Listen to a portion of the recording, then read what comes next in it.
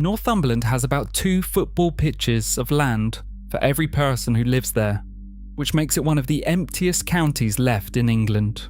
Head into the middle of it and you land in a market town with a working abbey, a hospital, and a direct train to Newcastle, so the quiet comes with the city still close enough to reach.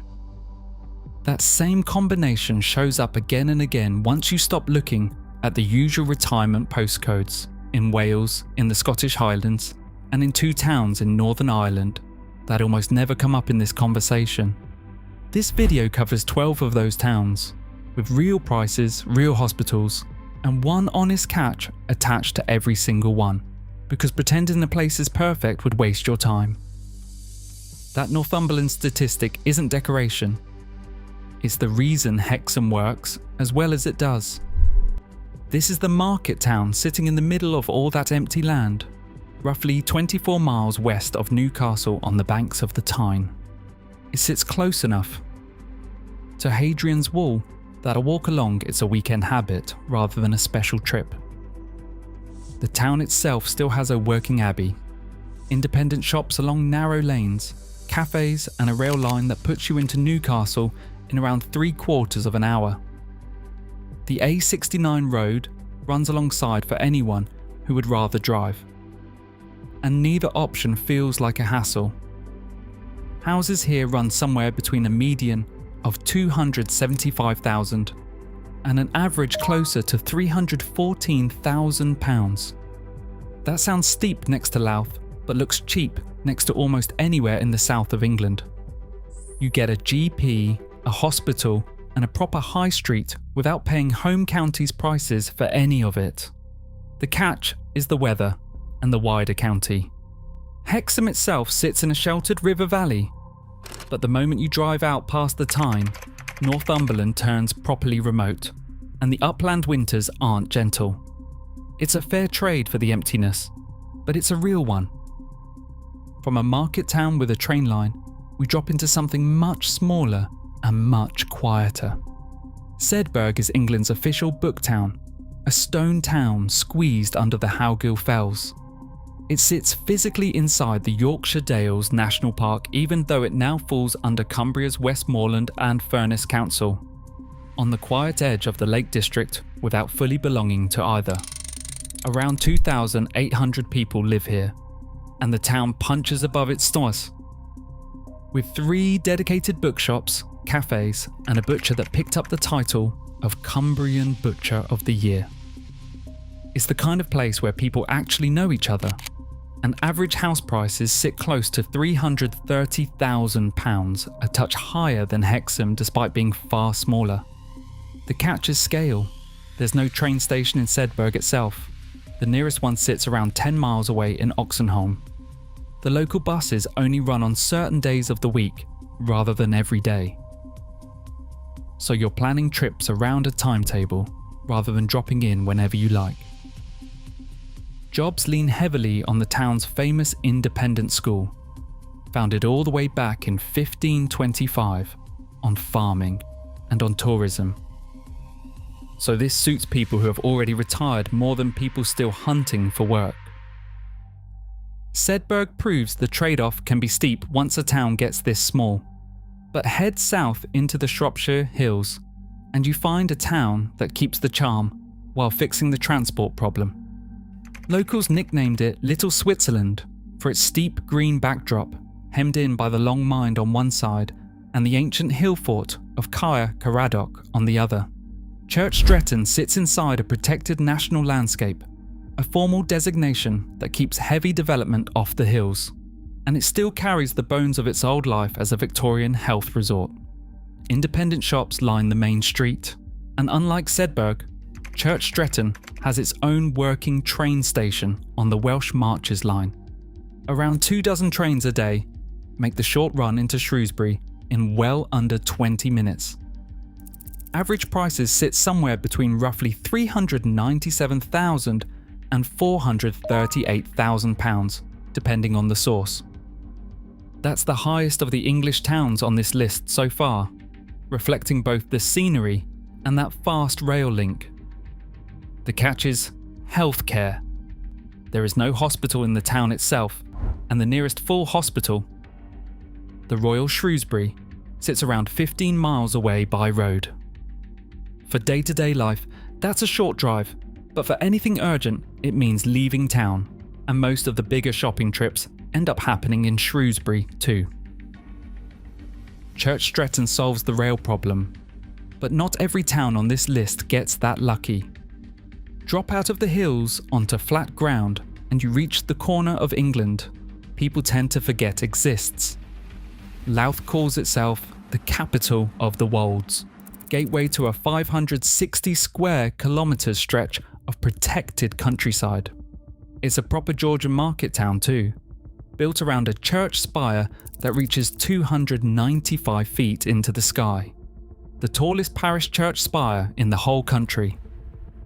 With over 17,000 residents, Louth is bigger than either Sedbergh or Church Stretton. It comes with a fuller run of everyday shops and a particularly strong independent food scene, at the lowest price point of any English entry on this list. Average houses run somewhere between £217,000 and £230,000 real money saved compared to Hexham or Church Stretton, for a town with just as much character. The catch is Lincolnshire's transport blind spot. There's no motorway anywhere in the county, and no working train station in Louth itself, the nearest one close to 15 miles away in Grimsby. Day-to-day healthcare runs through a local urgent treatment centre rather than a full accident and emergency department. A county-wide study on rural transport for older people found real gaps here, with many relying entirely on private cars or family lifts. It's affordable and handsome, on the condition you accept a slower way of getting anywhere else. That's the end of the English leg of this trip, because we're crossing the border into Wales, and specifically into Powys, the most sparsely populated county in the entire country at around 26 people per square kilometre. Llandrindod, Wales is its county town, a genteel Victorian spa town built when Wales still had a taste for taking the waters, ever since a physician's visit in 1754 first put its springs on the map. When the railway arrived in 1868, the town's population multiplied nearly tenfold within a few decades, and grand buildings like the Metropole and Glen Usk hotels still stand as reminders of that boom. Just over 5,600 people live here now. Being the administrative centre of Powys means Llandrindod, Wales has more jobs and services than most of mid-Wales, plus a station on the heart of Wales Line. Trains only run 4 or 5 times a day though, and the full length of that line takes around 4 hours to travel. Average prices range roughly between £200,000 and £280,000, depending on the property. The catch is real remoteness. Roads in and out are slow, the rail service is thin, and the nearest accident and emergency hospital sits across the border in Hereford rather than inside Wales at all. This is quiet living, but the quiet stretches in every direction. If Llandrindod, Wales is the administrative heart of Powys, Rhayader is its wildest edge. This small market town sits where the A470 meets the A44. At the gateway to the Elan Valley, a chain of reservoirs opened in 1904 by King Edward VII. The valley is now surrounded by some of the darkest skies and healthiest red kite population left in Britain. Fed daily just outside town at Gigrin Farm. It's a friendly, walkable town wrapped almost entirely in nature, with just over 2,000 people calling it home. In a community area that's actually the largest by size of any in Wales. Prices average close to £255,000, up around 6% over the past year and 8% above where they stood back in 2022. That kind of growth tells you people are already discovering it, even without a big supermarket to their name. The catch is exactly that lack of scale.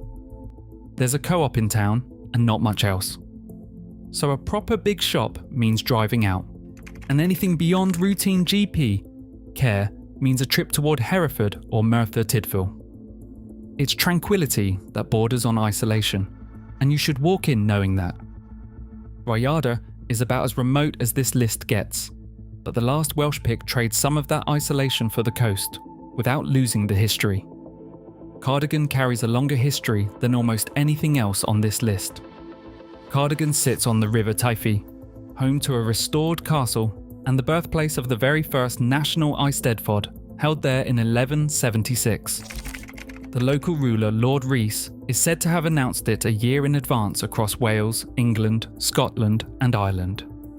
Today it has a lively, independent and creative scene, a proper market town feel, and the Pembrokeshire coast path within easy reach.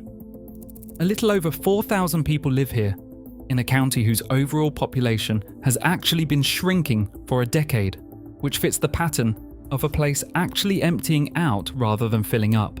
Average prices sit close to £240,000, actually down around 9% from their 2023 peak, which makes it one of the more affordable coastal picks in this whole video. The catch is distance.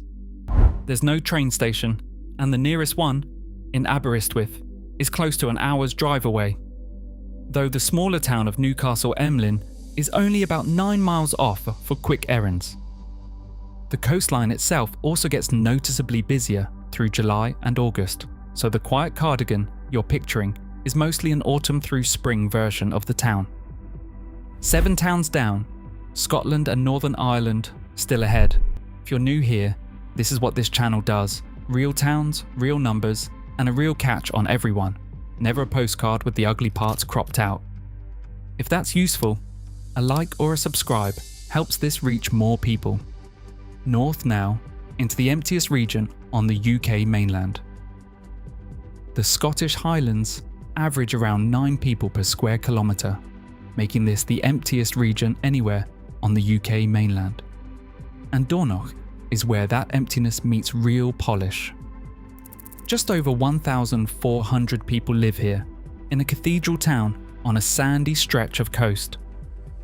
It's home to Royal Dornoch, a golf links founded in 1877, granted its royal title in 1906, and ranked among the best courses in the world. The man who designed some of America's most famous courses, Donald Ross, grew up here and learned the game on these very links.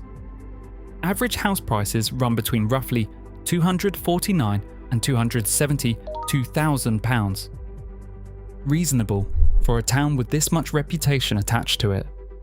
Day-to-day care runs through the local GP surgery and a small community hospital up the coast. For anything more serious, the drive to Rhayader Hospital in Inverness, the region's main hospital, takes around 50 minutes, close to the hour you might expect for somewhere this far north. The catch is that same distance, paired with real Highland winters. Specialist medical care means committing to that Inverness drive, and the further north you go, the more seriously you need to take the cold months. Dornoch rewards people who actually want remoteness, rather than people who only like the idea of it. Dornoch handles remoteness with a coastline and a golf course. Inland, a different Highland town handles it with mountains instead, an elegant Georgian planned town sitting inside the Cairngorms National Park, headquarters of the park authority itself. Grantown-on-Spey has a handsome, orderly high street and an outdoorsy community built round the Speyside Way, a footpath running over 70 miles along a former railway line. Both Aviemore and Inverness sit within reasonable striking distance, with around 50 minutes covering the same drive to Rhayader Hospital that Dornoch residents make. Roughly 2,500 people call it home, which still makes it one of the larger settlements inside a national park that's home to only around 18,000 people in total. Prices range between roughly £216,000 and £263,000. Grantown was once the biggest, busiest town in this whole valley, until Aviemore's ski trade and main road access pulled the crowds 15 miles south. That left Grantown itself to absorb relatively little of that tourist traffic, while still sitting close enough to enjoy it. The catch is winter, properly and seriously. The area sees snow on around 41 days a year, with accumulation reaching close to 270mm in the heaviest spells. And river valley fog is a regular feature of the colder months too. If you want the cairngorms without the crowds Aviemore attracts, this is the town, but you need to actually want a cold, snowy winter to go with it. Grantown asks you to accept a real winter in exchange for the cairngorms. The final Scottish pick asks for something different, a longer drive to the nearest train, in exchange for the cheapest houses on this entire list. Castle Douglas sits in the part of Scotland most visitors skip entirely on their way somewhere else. It holds the official title of Scotland's food town, a planned market town with independent shops built around local meat, cheese, bread and beer, rather than a manufactured tourist version of the same idea. Around 4,000 people live here, making it the largest and with average prices running between roughly £181 and £212,000, also the most affordable of the 3 Scottish towns on this list. A 19-bed community hospital covers day-to-day needs, with a local GP practice on Garden Hill Road and specialist care routed through Dumfries and Galloway Royal Infirmary. Threave Garden, a 64-acre National Trust estate with its own bat reserve and osprey platform, sits barely a mile from town. The surrounding Galloway Forest holds gold tier dark sky park status, one of only 2 places in the entire UK to hold that top ranking. The catch is transport. Passenger trains stopped running here back in 1965 and never came back, so the nearest station is in Dumfries, around 18 miles away, and an hourly bus covers that same route in about an hour. Southwest Scotland is simply off the fast transport map, no matter how good the food scene gets. That crosses us over the water into Northern Ireland, the region this video promised.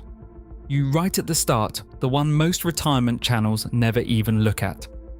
Enniskillen is the county town of Fermanagh, Northern Ireland's smallest and least populated county, at just over a third the population of its nearest neighbour. Roughly a third of that county sits underwater across its lakes, which is exactly why people call it Ulster's Lake District. The town itself, home to over 14,000 people, sits on an island between 2 laughs, and it comes with real infrastructure behind the scenery. The Southwest Acute Hospital opened in 2012, the first new hospital built in Northern Ireland in over a decade. It carries a full accident and emergency department, more than 210 beds, and teaching status for training new doctors. Gold Line coaches connect the town to Belfast roughly every 3 hours, plus routes across the border to Dublin and Sligo. Average house prices across the wider district sit around £214,000, up over 11% in the past year alone. The catch is location and weather. This is the far west of Northern Ireland. The coach to Belfast takes over 2 hours, and airports run around 80 to 90 minutes away by car. The same lakes that make the scenery beautiful also bring unusually high rainfall, north of 1,100mm a year, with rain recorded in every single month. It's a good-looking, well-equipped town, just a wet and distant one. Which brings us to the last stop, and the second half of the pair we promised you at the start. Downpatrick sits on the Lochalie Peninsula, a quiet cathedral town wedged between the Mourne Mountains and Strangford Lough, home to Down Cathedral and the traditional resting place of St. Patrick, marked since 1900 by memorial stone. Unlike Fermanagh, County Down is actually one of Northern Ireland's largest counties by population. So the quiet here is a local peninsular kind of quiet rather than a county-wide emptiness. Strangford Lough is a short drive away. The Mournes are around 30 minutes further, and Belfast itself is reachable by road for a proper, on day out, average prices using the more reliable district level figures rather than the skewed postcode averages, sit around £219,000, up close to 12% over the past year. The catch is the sharpest one on this whole list. There's no scheduled passenger rail into Downpatrick at all. The original line closed back in 1950, and what runs today is only a heritage steam service. Local healthcare comes from Down Hospital, but its urgent care centre only operates during the daytime on weekdays, not around the clock. Buses fill the gap well, with a service to Belfast roughly every half an hour. But if you need a train or urgent care outside office hours, this town asks you to plan around both. That closes out the 12. What they all prove, from Hexham to here, is that quiet, affordable living hasn't disappeared from Britain. It's just moved to places most people never think to look. 4 nations, 12 towns, and 12 honest catches, because pretending any of them was perfect would only have wasted your afternoon. Some of you will chase the golf course in Dornoch. Some of you will want Louth's cheap Georgian streets. And some of you are already picturing that bus timetable in Downpatrick. Tell us in the comments which one you would actually pack a van for, and which one surprised you the most.